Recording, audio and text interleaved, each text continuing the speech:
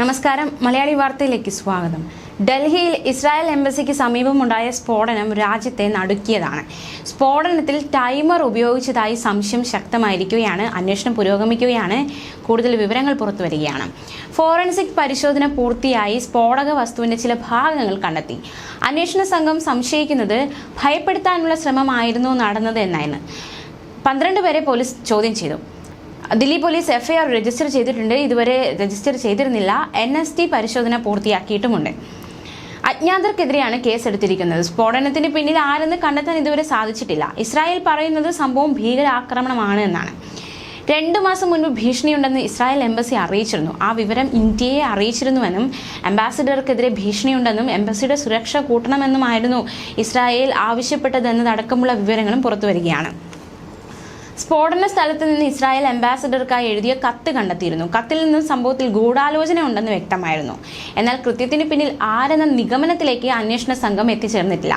Israel ambassador നാവോർ ഗിലോണിന് നേരെ സാമൂഹിക മാധ്യമങ്ങളിൽ ഭീഷണി സന്ദേശം വന്നിരുന്നു. സുരക്ഷ വർദ്ധിപ്പിക്കണമെന്നും എംബസി വിദേശകാര്യ മന്ത്രാലയം വഴി ആഭ്യന്തര മന്ത്രാലയത്തോട് ആവശ്യപ്പെട്ടിരുന്നുവെന്നാണ് പുറത്തുവരുന്ന വിവരം.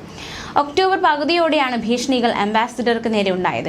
എന്നാൽ ഇസ്രായേൽ ആവശ്യപ്പെട്ടതനുസരിച്ച് ഇന്ത്യ സുരക്ഷ വർദ്ധിപ്പിച്ചിരുന്നോ എന്നത് സംബന്ധിച്ച വിശ്വസനീയമായ വിവരങ്ങൾ കിട്ടിയിരുന്നില്ല. സ്ഫോടന സാഹചര്യത്തിൽ എല്ലാ രാജ്യങ്ങളിലെയും എംബസിയോട് ജാഗ്രത പുലർത്തണമെന്ന് ഇസ്രായേൽ ആവശ്യപ്പെട്ടിരുന്നു. പൗരന്മാരോട് ആൾക്കൂട്ട സ്ഥലങ്ങളിൽ അതീവ ശ്രദ്ധ വേണമെന്നും രാജ്യം നിർദ്ദേശിച്ചിരുന്നു. ഈ ഒരു ബോംബ് സ്ഫോടനം ഇന്ത്യക്കുള്ള മുന്നറിയിപ്പാണോ എന്ന സംശയവും ശക്തമായിരുന്നു. എന്തായാലും ഈ സ്ഫോടനത്തിന്റെ പശ്ചാത്തലത്തിൽ ഇന്ത്യയിലുള്ള പൗരന്മാർക്ക് ഇസ്രായേൽ ജാഗ്രതാ നിർദ്ദേശം നൽകിയിരുന്നു. സ്ഫോടനത്തിന് പിന്നിലുള്ള പ്രതികളെ കണ്ടെത്താൻ ഡൽഹി പോലീസ് തെരച്ചിൽ ഊർജിതമാക്കിയിട്ടുണ്ട്. ഭീകരാക്രമണ സംശയം തന്നെയാണ് നിലനിൽക്കുന്നത്.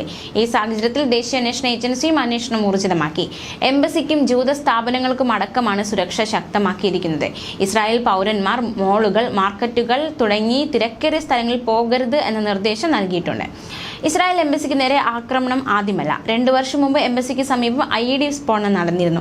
3 കാറുകളുടെ ചില്ലുകൾ അന്ന് തകർന്നിരുന്നു. 2012 കാർ ബോംബ് പൊട്ടി ഇസ്രായേൽ നയതന്ത്രജ്ഞന്റെ ഭാര്യ ഉൾപ്പെടെ 4 പേർക്ക് പരിക്കേറ്റിരുന്നു.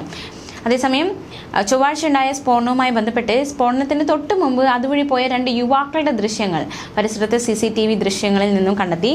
ഇവരെ കണ്ടെത്താൻ തിരച്ചിൽ ഊർജിതമാക്കിയിരുന്നു. ഇസ്രായേലിനെതിരെ ജിഹാദ് പ്രഖ്യാപിക്കുന്ന ഇംഗ്ലീഷിൽ ടൈപ്പ് ചെയ്ത കത്താണ് സ്ഫോടന സ്ഥലത്ത് നിന്നും കിട്ടിയത്.